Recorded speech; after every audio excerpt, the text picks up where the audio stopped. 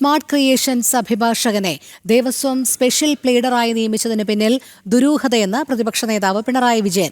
Sabarimala സ്വർണ്ണക്കവർച്ചാ case അട്ടിമറിക്കാനുള്ള ശ്രമത്തിന്റെ ഭാഗമാണെന്ന സംശയവും പ്രതിപക്ഷ നേതാവ് പ്രകടിപ്പിച്ചു.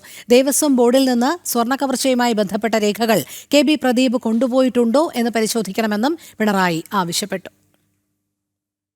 ശബരിമല ദ്വാരപാലക പാളികൾ സ്വർണം പൂശിയ ചെന്നൈയിലെ സ്മാർട്ട് ക്രിയേഷന്റെ അഭിഭാഷകനെ ദേവസ്വം പ്ലീഡറായി നിയമിച്ചതിൽ ദുരൂഹതയെന്നാണ് പ്രതിപക്ഷ നേതാവ് പിണറായി വിജയന്റെ ആരോപണം. മുഖ്യമന്ത്രി നേരിട്ടാണ് ഇത് നടത്തിയത്. സ്വർണ്ണക്കവർച്ച അട്ടിമറിക്കുന്നതിന്റെ ഭാഗമായാണോ നടപടിയെന്നും പിണറായി വിജയൻ ചോദിച്ചു. സംഭവം വിവാദമായതിനു പിന്നാലെ ആ സ്ഥാനത്ത് നിന്ന് രാജിവെച്ചതിൽ കാര്യമില്ലെന്നും സ്വർണ്ണക്കവർച്ചയുമായി ബന്ധപ്പെട്ട രേഖകൾ കൈവശപ്പെടുത്തിയെന്ന് പരിശോധിക്കണമെന്നും പിണറായി വിജയൻ പറഞ്ഞു. സ്വർണ്ണക്കൊള്ള കേസ് അട്ടിമറിക്കാൻ അണിയറയിൽ നീക്കങ്ങൾ നടക്കുന്നുവെന്ന് സംശയിക്കേണ്ടതായിട്ടുണ്ട്. ഈ സ്മാർട്ട് ക്രിയേഷൻസിന് നൽകിയത് സ്വർണം പൂശിയ ചെമ്പുപാളികളാണ്.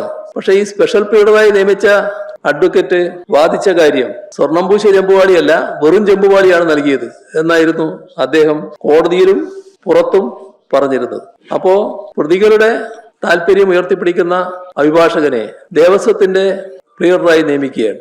ശബരിമല യുവതീ പ്രവേശന ദിവസം മുഖ്യമന്ത്രിയുടെ ഓഫീസിലെ ഒരു ഉന്നതൻ സന്നിധാനത്ത് നിന്നും തന്നെ മാറ്റി നിർത്തിയെന്ന മുൻ ദേവസ്വം ബോർഡ് പ്രസിഡന്റ് പത്മകുമാറിന്റെ പരാമർശത്തെ പിണറായി തള്ളി. വിഷയം തനിക്കറിയില്ലെന്നും ശബരിമലയിൽ നിന്ന് പത്മകുമാറിനെ മാറ്റി നിർത്തേണ്ട ആവശ്യം മുഖ്യമന്ത്രിയുടെ ഓഫീസിന് ഇല്ലെന്നുമാണ് പിണറായിയുടെ ന്യായീകരണം. അതിനെക്കുറിച്ച് എനിക്കറിയാവുന്ന കാര്യമല്ല. കാരണം അത്തരത്തിലൊരു പ്രശ്നം ഉണ്ടായിട്ടില്ല.